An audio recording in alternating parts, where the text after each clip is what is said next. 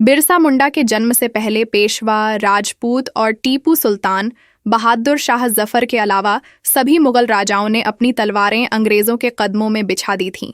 वैसे भी इनकी तलवारें विदेशियों पर कम और अपनों पर ज्यादा चलती थीं। दम नहीं था, इसीलिए अंग्रेजों के आगे झुक गए और 150 साल तक तलवे चाटते रहे। मुगल, राजपूत, पेशवा, मराठा इन सभी को आत्मसमर्पण करने की एवज में अंग्रेजों ने जागीरदारी अता की, नवाबी दी, जमीन दी, महल बनाकर दिए और हर माह वेतन देना भी गुरु किया गया, ताकि ये लोग अंग्रेजों के वफादार बने रहे और जो अंग्रेज बोले बस वही करें। 1856 तक अंग्रेज 600 जागीरदारी बांट चुके थे। एक जागीरदारी में कम से कम 16 गांव थे।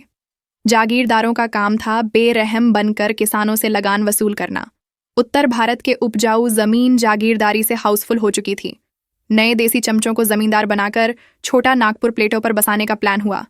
1882 में फॉरेस्ट एक्ट बनाकर अंग्रेजों ने जल, जंगल, जमीन अपने कब्जे में कर लिया। आदिवासियों की कृषि भूमि सवर्ण जातियों को जमींदार नियुक्त कर बांट दी गई।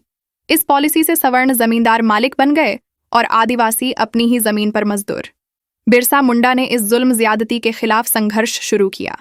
जमींदार जान बचाकर अंग्रेजों के पास गए, अपनी सुरक्षा की भीख मांगने लगे।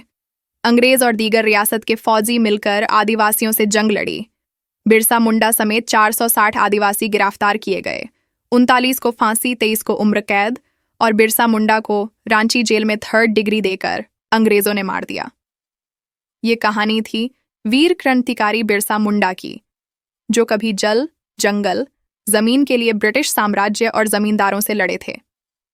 आपको यह ऐतिहासिक जानकारी कैसी लगी, कमेंट करके बताएं। आप देख रहे हैं ST24।